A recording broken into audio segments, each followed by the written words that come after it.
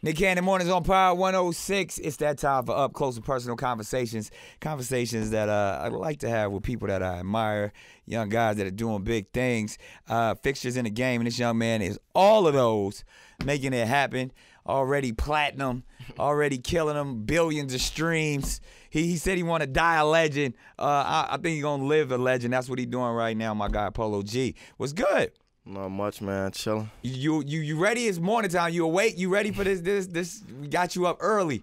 For sure. I ain't even go to sleep till like 6 o'clock. That's rap star right life. Back up. That's rap star life. I ain't gonna ask you what the fuck you was doing all night, but we out here getting it.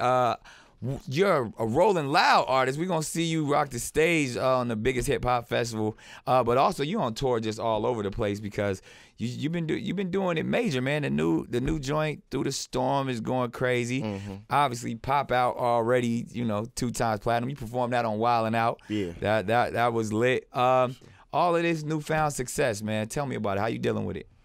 I mean, it's a humbling experience. It's definitely a process. It's humbling, all the diamonds and success and shit. Like you getting it. Yeah, it's just like how does a young guy like yourself remain humble doing that? Because I remember being young in the game, and as hard as I tried to be humble, like I couldn't do it. It's just me always reminding myself of where I came from and not taking none of the success I acquired for granted, because I know how easily it could be taken away. So when did you start this? When did you start rapping and all of that? I started rapping. I done knew how to rap since I was like 9 years old, but I started taking it serious like I was like 18. Right. So and I already have a gold album, platinum singles. Like people work their entire life for that, and just like, yo, first time out the gate, what's the magic? What'd you do to get that done? I mean, it was just my work ethic. It was just me being intentional, and whatever I did, I ain't want to have nothing subpar. Yeah. I take my time with all my songs. I could be in the studio for about 5 hours on one song, just making sure I make it perfect. Yeah. Now coming from Chicago, the street scene is intense, as the world knows, but the music scene is pretty intense as well, just based off of, who's rocking with who's doing what, coming up out there. How did you actually maneuver and connect yourself with the right people to kind of get out there? Really, it was a solo thing for a nice little minute. I was just rocking by myself, and a lot of people start peeping me. A lot of people start reaching out, and I ended Was that up, just like through SoundCloud, or that was just people was through the hood?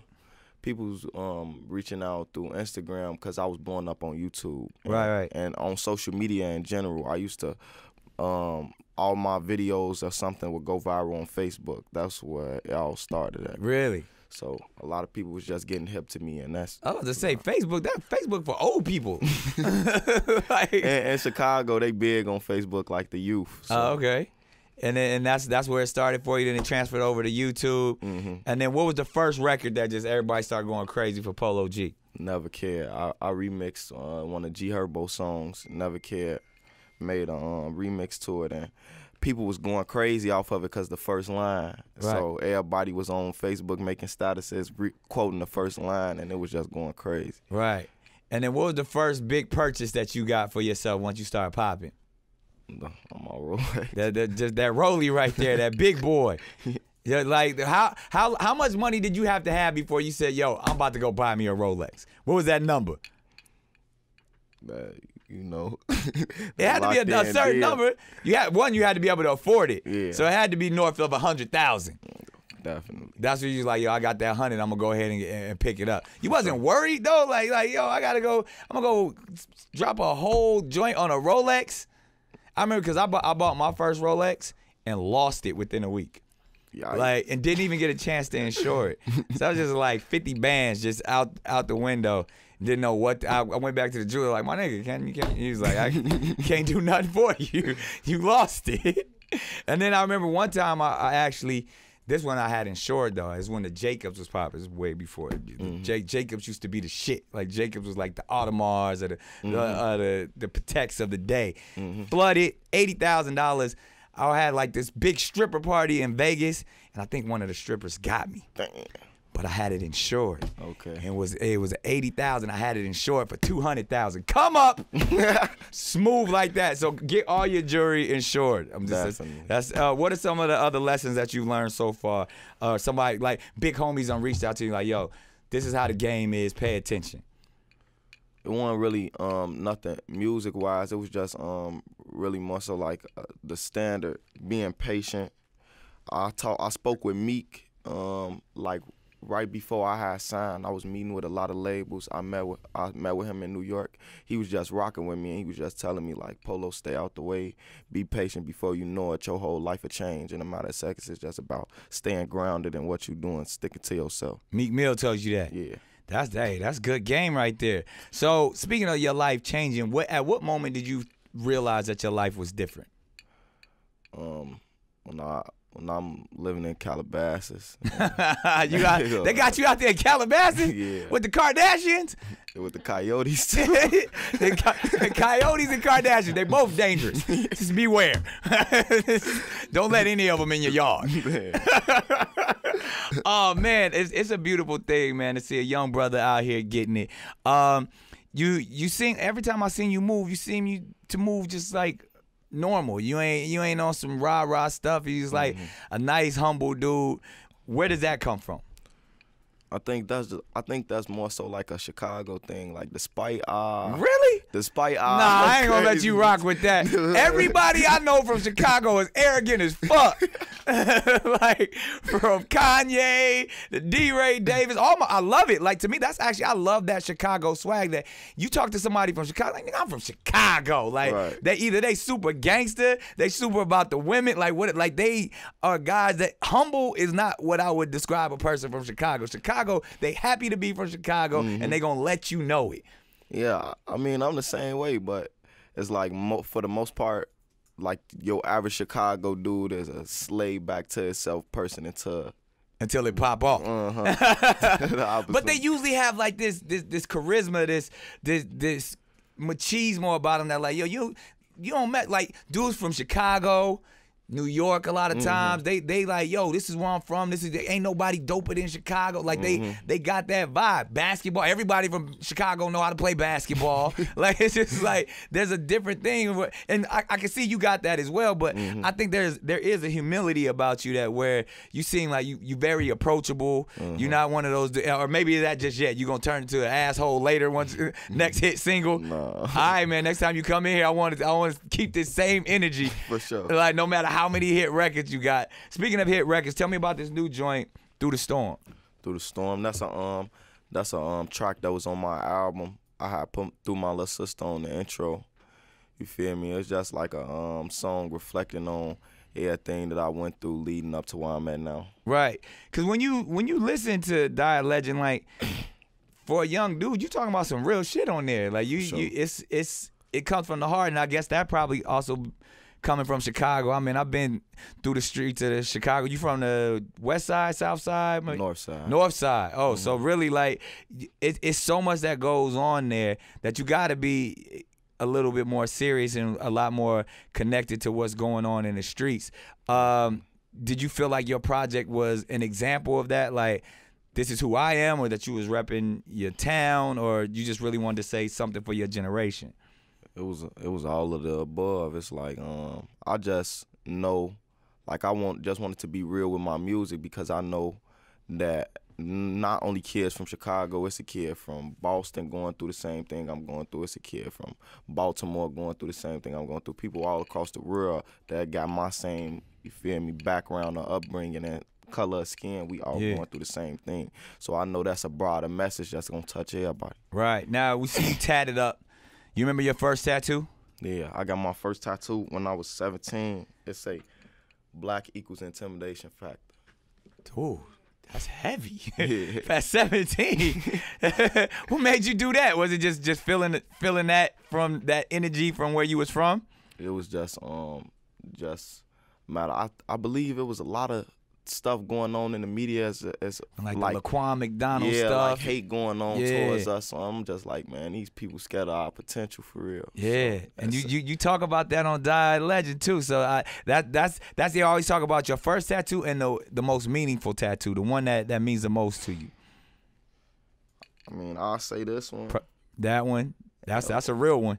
Or I got another one for my friends. They was twin brothers. They passed away on the same day. Damn. Long-lived twin. Damn. So, hey, man, that's some powerful stuff. People see a lot of ink on our bodies and stuff and think it's just frivolous stuff. You just laid 2 meaningful joints out there. Now, let's talk about Rolling Loud for a second. You know what I mean? Like, everybody and their mama is on this stage, and you blessing the stage with your peers, man. What we gonna get from the Polo G performance? I mean, when I was just in Oakland, they almost burned me with the fire. They almost burned you with the fire? Yeah. They shot the fire up when I was performing. The pyro shit? Yeah, when I was performing, they told me, they say, watch out for the yellow line. The whole time I'm being mindful of it. It's like we get to the last song, I'm thinking like, okay, they not going to do it. I'm in the middle of rapping, they just shoot right up. Damn, dreads going up in smoke and everything. You was going to be rolling loud for real. Yo, so that ain't going to happen in L.A. We going to make sure you going to stay away from all the pyro. How long, like how many songs you get to do? I believe I got like a 20, 25-minute set. Okay, so yeah, definitely, you know what it is. Polo G, Rolling Loud. You see him, only get your tickets here at Power 106. It's Close Conversations, me and my guy right now, going all the way up. It's my dude. You came through wilding out. Y'all was getting to it. For sure. Yeah. We didn't get to see all of what you got. So you got to come back, man. You going to come back and pull up on us? Definitely. We going to get that. And then, of course, I got the vest on. I got to shoot from the hip. I got to hit you with the firing squad questions. You ready? Mm-hmm. All right, first question. Loved or feared? What would you rather be? I would rather be loved. Really? Yeah. Even though, because they say those are the two emotions. That's where every emotion stems from, either love or fear. So you going to go strictly like, if they love you, they're going to respect you, they're going to feel you, they're going to vibe with you all day. I love that. Now, speaking of fears, what's your greatest fear? What's my greatest fear? No, me being a perfectionist, my greatest fear is failure. Real talk. Favorite movie of all time? My favorite movie of all time. I honestly can't say I love all of them How High Friday type movies. Nah. So something you can smoke up to. One album that you could listen to for the rest of your life. Only one. What's that album? One album. Is Carter 4 album or a mixtape? Nah, that's an album. You can rock with that. Yeah, I'll say Carter 4. I remember just being a shorty. I listened to it front and back all day long. Really? Yeah. Heavy like that. For sure. There it is. Best piece of advice you've ever received? Best piece of advice I've ever received. I don't know. The only thing I can remember right now, a day back to, is the Meek incident again. Yeah, you already said that. That was great advice. Sure. What's the worst piece of advice? Worst piece of advice? I don't know. I guess I had to say, whoever told you to stand next to that pyro and rolling loud. Yeah, I guess I'll say that. You on an island. You only can take 3 things with you. What are those 3 things you taking? I can only take 3 things with me. It could be anything. Taking a studio with me. Facts. Taking a studio with me. Abundant amount of food. An abundant amount of food. I guess my lady or something. There it is. That sounds like you gonna be busy. All right. Biggest guilty pleasure. Biggest guilty pleasure. I guess I could say basketball, because I still be thinking I could go to the NBA. There you go to Chicago. That's the Chicago in them. Most prized possession. Most prized possession, my son. Oh, that's love right there. That's real talk right there. Favorite breakfast cereal. Favorite breakfast cereal, Cinnamon Toast Crunch. All right. Greatest rapper of all time. In my opinion, Tupac. There it is. All right. Favorite board game growing up. For some reason, I used to like Sorry. Sorry. See, I remember Sorry was like, what you take the joint and you got to go around the board and match all the colors up. See, I never do. I'm a Connect 4 dude. I'm the illest at Connect 4. You play? Not really. I'm not that good. See, I was about to say you don't want this smoke. I got it. If it happens, I can get it done. But in the duffel bag. Yeah. Oh, it goes down all the way. I'll pull it out. A band straight to it. You want it? Yeah, we can do it. All right. I got it. A band on it. We gonna go up. Now, if Polo G beat me, I'll use it. Only person that ever beat me so far is Young and May. Young and May got me, and I don't even. I lose sleep at night. I see that game in my head on how Young and May beat me. You got a color you want to be? A specific color? I'll be yellow. All right, so I can't get beat by Polo G, but I'm going to let you go first, my brother. Since you already admitted that you don't really play. But see, he could be trying to pull me in right now. Them I don't really plays be the ones that you get your ass whooped. All right. See, he know what he doing. I see where you going. He trying to fool me right now. This dude plays Connect 4. I can already see it. He's so focused. Don't think too long, steady wrong. You know that's what they say, right?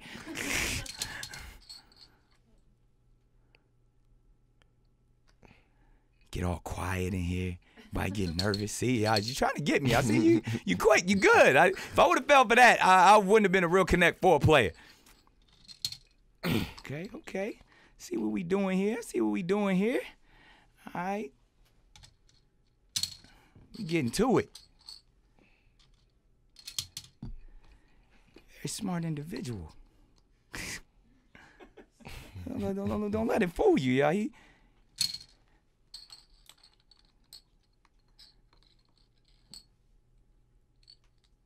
thinking, y'all. He's thinking. Oh, come on now. If you won't go. Yeah, okay. I see what you thought.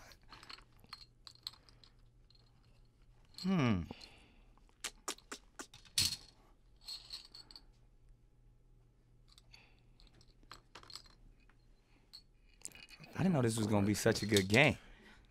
Got everybody all quiet over here. See, you thought if I was gonna go there, you was gonna get me. Nah, you sly motherfucker, you.